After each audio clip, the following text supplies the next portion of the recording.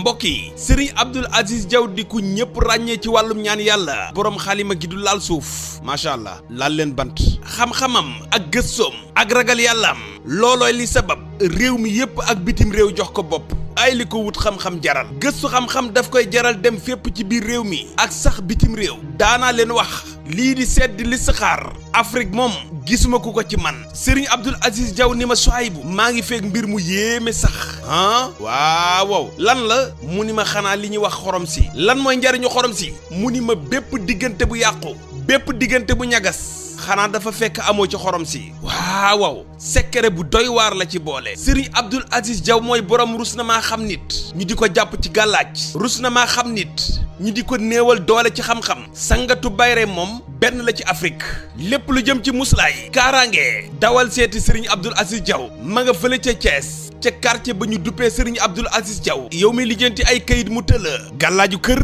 xale bu të ay mbokkam bu tee lu jëm ci wàllu plante kenn mënu ko ci réew mi ndoxum siti góor gu néew kattan hémorroïde jigéen guddul yëg bànneex Serigne Abdoul Aziz Diaw mi ngi ceeg lu yéeme sax yow mi bëgg a jokkoo ak moom 77 571 87 63 wala 78 469 92 92 waxoon naa leen ni leen bu ngeen deeti ñaan looti nit seeni mbir daw leen seeti ku ragal yàlla te am xam-xam Serigne Abdoul Aziz Diaw moo ma ci doy su ngeen bëggee dégg dëgg daal Serigne Abdoul Aziz Diaw ku mel ni moom ci Afrique benn la fi.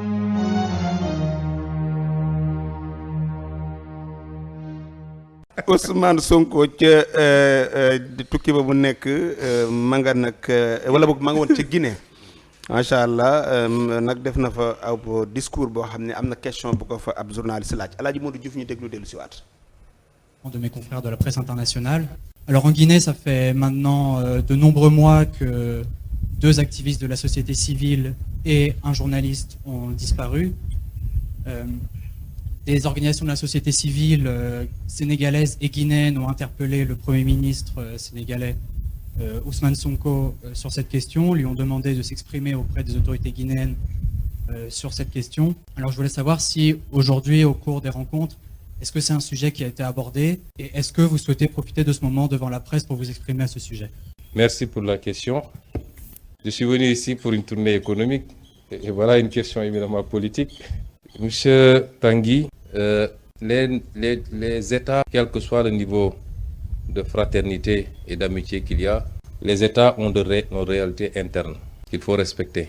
Aujourd'hui, il y a des gens qui sont arrêtés au Sénégal pour différents délits, qu'on peut qualifier, certains qualifient de délits politiques. Et ce n'est pas aux autorités guinéennes de venir au Sénégal nous dire ce qu'il faut faire. Je m'abstiendrai par respect de venir en Guinée pour avoir à dicter aux Guinéens ce qu'il y a à faire. Si mes relations amicales et fraternelles me le permettent, et si je devais en parler, ce serait en douce, amicalement, mais je ne viendrai pas ici dans une conférence de presse pour vous dire que j'ai dit ceci ou j'ai fait cela. Et je pense que globalement, ça doit se passer comme ça. Nous nous préoccupons mutuellement de l'évolution de chacun de nos pays, puisque la stabilité de chacun de nos pays impacte, ou l'instabilité de chacun de nos pays peut impacter sur les autres pays. Nous sommes déjà assez confrontés à la question sécuritaire dans beaucoup de nos pays amis et frères. Mais ça ne va pas au-delà de cela. J'ai suffisamment d'expérience politique pour ne pas venir ici vous dire j'ai dit ceci aux autorités guinéennes. Ça ne relève pas de ma compétence. Mais je souhaite et je prie pour que dans tous nos pays, le Sénégal, la Guinée et tous les autres pays, qu'on ait la paix, la stabilité. La paix politique s'entend, la stabilité, la concorde, et qu'ensemble nous puissions travailler à construire ce que les populations attendent, c'est-à-dire le développement, indépendamment des divergences d'opinion qui ne peuvent manquer dans un pays. jërëjëf El Hadj Modou Diouf tey dama fàttoon Jibi Faye la ñu épinglé moom 50 millions lay sàkku ci abonné ngir Solution TV jërëjëf Jibi ñu ngi koy jaajëfal Assane. Ousmane Sonko visitam boobu am na ci sax ab pàcc boo xam ne wax na ci diggante Sénégal Gambie lu yaatu ba ma gis démb Guinée yi bari na Sénégal yi nekk ay tiktokeur gis naa ñu duyoo ko mel ni daal kuy rafetlu discours bi ci ni mu ko waxee mel ni nag luy dégager ñi fi bëggoon a jàpp Guinée yi tënk ba ñu dëgër mu delloo leen seeni réew wax na daal nekkin bi ak rafetal géeg bàyyante xel gi ñu war a doon waaye journaliste bi question bi mu posé ci wàllu ñi ñu xañ jàmm foofu muy daal ñi ñu xañ liberté d'expression dafa mel ni am nañu ci Guinée kon tontu bi ko Ousmane Sonko daal dafa amee ne am na solo muy réew mu ci nekk nag ak na muy téye démocratie am ak na mu koy doxalee waaw am na solo Souhaïbou premier ministre Ousmane Sonko tukki bi nga xamante ni def na ko muy tukki bu am solo nag ndax mën nañoo jàpp ni Sénégal moo jóg dem seeti yeneen réew. oui yaakaar naa bu ñu ko jàppee noonu tey jii ñu ni premier ministre dem na Guinée. man Assane Mesere war na maa mën a jàpp ni maa dem Guinée xooli sama mbokk ya fa ne. yow waaw te ñun ñëpp ay mbokk lañ te dañoo bokk loo xam ne mënuñu ko séddoo. te boo dee xool Guinée Bissau Guinée Conakry si yam ay sénégalais fa nekk Ibrahima Diop ma nga fa. waaw mënumaa lim sax Sénégal. am nañu takk fay soxna sax. sama ñi jaayee nga fa am ñoo xam ne fa lañ takk ay soxna am fa njaboot am na ñoo xam ne fii lañ takk ay sénégalais te Guinée lañ dëkk. waay maam ñun ñëpp léegi dañuy benn. comme que benn lañ nag kilifa yi bu ñu ñëwee di suuxat benn góog yi mënuñu lu dul ñaanal leen loolu yi gën a yokk. moo gën ñu leen di beddi dem di jaxasoog ay tubaab yoo xamante ni da yàlla xam doy na. tubaab yi dara newu ci am na tubaab yi. non dem jaxasoo jeeg tubaab yi bàyyi saw xeet. waaw xam naa li nga da ngay jaxasoo saw xeet ba pare tubaab yi soo àggee si ñoom xamal leen ñun suñu xeet dañu am. d'accord bu ko defee ñu waxtaan suudewu ànd nekk benn waxtaan si diggante réew yi xam nga li gën a doy waar mooy nga jekki-jekki daal di xoqatal ñi nga xamante ni ñi ngi fi doo dëkk si yeneen réew di liggéeyee fii. ñooñu da nga leen a war a mën a jàppale dooleel leen te ñu wàccoog sart yi nga xamante ni moom la ñu war a amee ndax boo demee si ay Guinée ay feneen ñoom sénégalais fa nekk dañoo wàccoog sart ya seen carte sociale balaa jeex ñu daggaat beneen. d'accord Guinée yooyu yëpp. balaa jeex ñu daggaat balaa jeex comme ça bu ñu nee la ginnaaw suba lay jeex comme ni ko Tiga waxee. si sa affaire boobu yi. balaa jeex dañu daggaat beneen. dañuy dem duñ xaar daal. waa xaar buur bu xaaree bu jeexee tey ginnaaw suba mën nañ laa jàpp nga am problème. loolu organisation la. te fii nag amu fi. fii carte sociale bu la neexee dagg bu la neexee doo dagg. kon ñoo ngi rafetal. waaw loolu nag nañ ko wax. ñuy dagg carte yi weer wu dee wala at mu jot ñu dem dagg am seen carte nekk seen liberté liggéey seen liggéey ndax ay jàmbaar la ñoo nekk si bitig yi. ñoo nekk di jaay ay banaana. ñooy jaay nangam ñooy jaay nangam ñooy dagg soble yi Sénégal yi nangut liggéey yëpp ñoo koy liggéey. comme Sénégal yi bu ñu demee feneen nañ fay liggéeyee ñu nangut a liggéey foofu ñoo ndax am ña nga Guinée lañ jóge di liggéey si fii am ñoo xam ne dañuy jóge fii dem fee ñee ña nga gis seen bopp foofa ñii ñu ngi gis seen bopp fii kon ni ñu war a mooy kilifa yi suude wu nekk benn te jàppalante ñun suñu biir. d'accord joxe hélas. journaliste bi li mu ko laaj dégg est-ce que ay ak ñaaw njort bu doon ci gars yi Claude Sagne gi mën naa ñëw si ñaaw njort naan xam naa ni kulu naa yegg ko kii ak yooyu le fait que Ousmane bàyyi fi mu réew mi dem ci réew mi mu koy wax manque liberté ak ay activistes yu ñu jàpp ci réew ma di ko maanaam poser question boobu.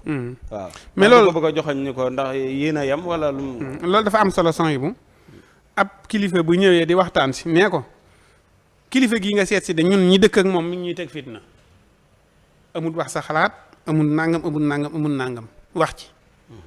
bu ko defee moom it kilifa gi daa war a waxtaan ak moom donte nag ñoom ñoo tënk seen ay règlement seen doxiinu réew it moom am na droit wax ak moom ni ko nag il faut yërmande bàyyi leen si ñu am liberté ndax liberté moom africain yëpp dañ ko war a am ne ñun suñu biir mënuñoo xañante suñu Afrique liberté bëgg tubaab yi may ñoo liberté il faut que ñu amal suñu bopp liberté bu ko defee tubaab yi si boppam mënutuñoo xañ liberté.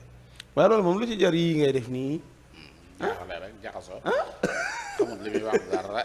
man kii li ma jaaxal asal yii bi def na lii.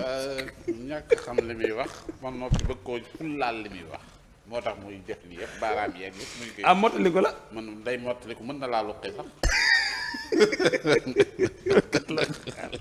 asal bu débat bu jërul butéel bii ma nga daan nii waaw asal yi tam rek. parce que moom dafa def fulla ba defee ni def na fulla pare nga ne ko waa lii nag.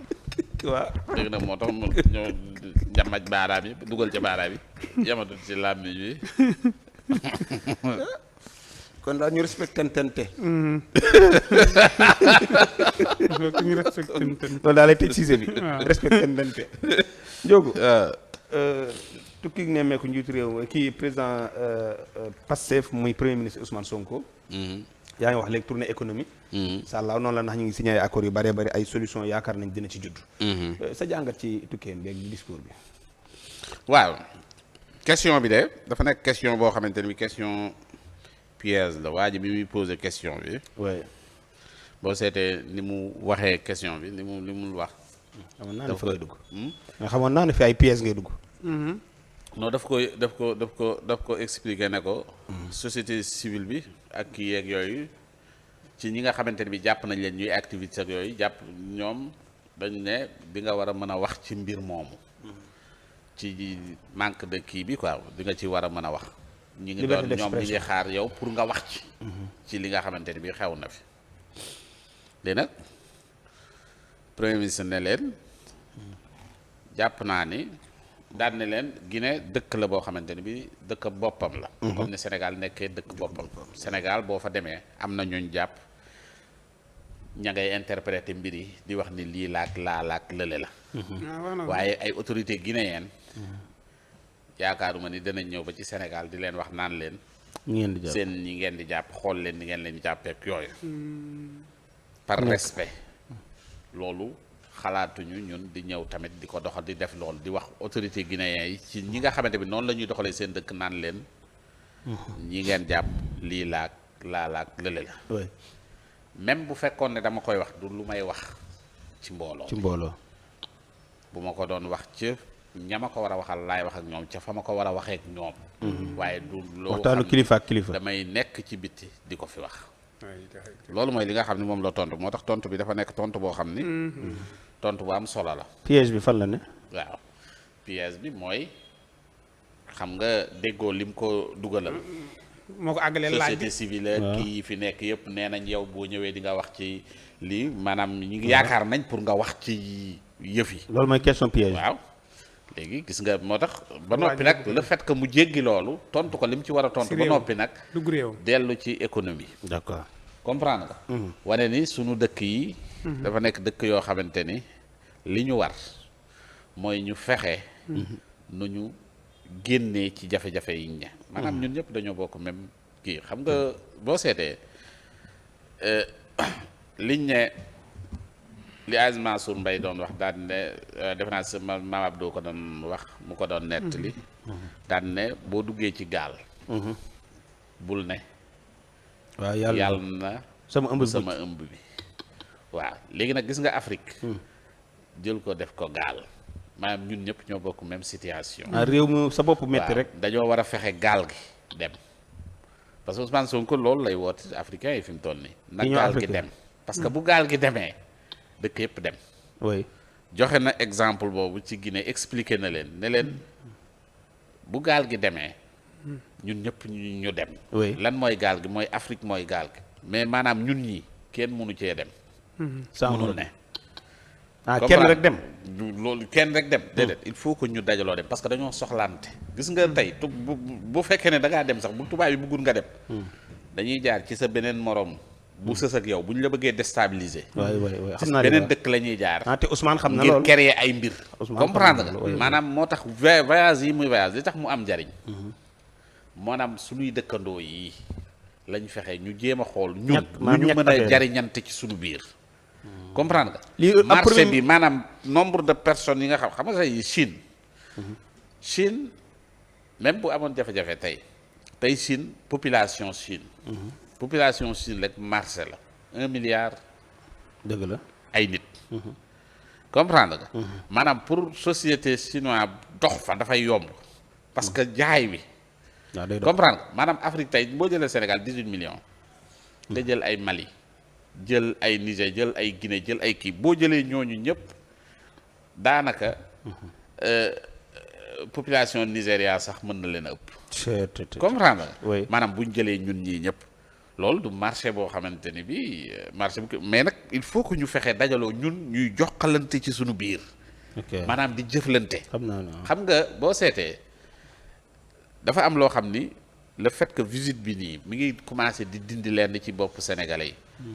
parce que le fait que nga gis président dem Guinée-Bissau. bërki Dembo Ndiaye. nga gis niñ ko teertoo. wallaay nga gis premier ministre Ousmane Sonko. dem Burkina. nga gis niñ ko teertoo nga gis ko mu dem Guinée. nga gis niñ ko teertoo nga gis président dem Mali. nga gis loolu xoolal yow ci sa jëmmi bopp yaa ngi commencé yëg ni mais ñii kat ndekete say mbokk lañ. maanaam. jokkalante boobu day dindi haine bi nga xamante ni bi mi ngi doon am ci biir kii yi comprendre nga. maanaam tey le fait que nga gis premier ministre dem nga gis guinéen yi li nga xamante ni bi noonu lañ ko tertoo. noonu lañ ko dalalee nga gis sénégalais yi nekk foofu ci biir réew mi tey sénégalais bi nga xamante ni mi ngi doon toog di xoolee guinéen bi. yenn façon xoole ni mu xool fële gis ni sénégalais yaa ngi fi nii ci jàmm ak salaam ay mbokkam comprendre nga. day am lu commencé dañ ci moom. ab premier ministre daana def lii. lii premier ministre daana ko def daana bokk ci liggéeyam. premier ministre man yi ma fi fekkee damay laaj. premier ministre yi fi premier nekkoon ministre daaw ñu passé palais seen kër de. non seen kii fi mu daan dem lay dem rek seen loolu. seen njiit ki leen daan jiite fa mu daan dem rek la ñuy dem bu lay dem après bu ñëwee ñu demaat loolu rek lañ doon def wëndeelu rek liggéeyu ñu woon quoi maanaam premier ministre yooyu liggéeyu ñu woon quoi. xam nga lii da lay wan ne la maanaam ñun gis nga billaay booy dañu waxoon benn affaire bu kii daal ne voté benn président am ñaari président maanaam c'est que yàlla loolu la ñu may quoi c'est que ñun tey président Diomaye ñëw ci pouvoir bi li Ousmane Sonko waxoon ci Grand Théâtre wóor na yàlla mooy dëgg mooy li gën ci jamono ji parce que tey bu Ousmane Sonko nekkoon président maanaam du ñu am Diomaye mu performant comme nii waaw dëgg la maanaam nit ñi dañuy focus foofu quoi comprendre si mais tey le fait que président Diomaye mën a doxal lii Ousmane Sonko di doxal lenn loolu dafa maanaam te kenn ku nekk foo jaar ci ñoom yoon la jëf yi dafa kii quoi comprendre dañoo dem ba yëg ni réew nii la war a doxee normalement maanaam tey réew li modèle bi dañ ko war a copier réew nii la war a doxee waaw maanaam premier ministre bi mat sëkk président bi mat sëkk waaw ñu yëg ni premier ministre mat sëkk dëgg la comprendre ñu yëg ni DG yi mat nañ waaw ministre yi mat nañ mbay mi kuy wax moo buuba ngay wax waaw dëgg la ñoo ministre yi fi doom da nga daan dégg ñu yow tudd seen ministre ba wala ngay dégg kii kuy wax président ba nga daan wax waaw ñoom ñëpp léegi xoolal vraiment loolu lii mooy li nga xamante ni bii mooy maanaam réew moo xamante ni bi da doon dox ci mennum kii rek d'accord loolu baaxut tabarkalla xam nga donc léegi gis nga ni gars yi ñi ngi am gëdd ñi ngi am li loolu mooy li nga xamante ni nag moom la am réew di doxee nag vraiment wallaay wallaay donc ñi ngi koy féliciter ci tukki yi tukki bi nga xam ne moo tukki yu am solo la tabarkalla parce que gën a rattaxalante sa diggante yaag say dëkkandoo loolu dafa am solo macha allah waaw